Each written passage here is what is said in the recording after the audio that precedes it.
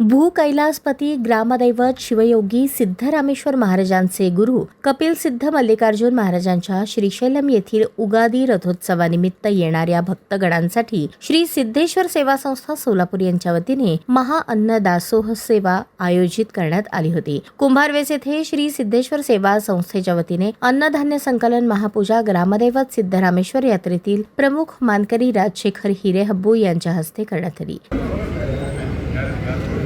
बोला बोला एकदा भक्ति का बोला हर ईश्वर महाराज की जय। हर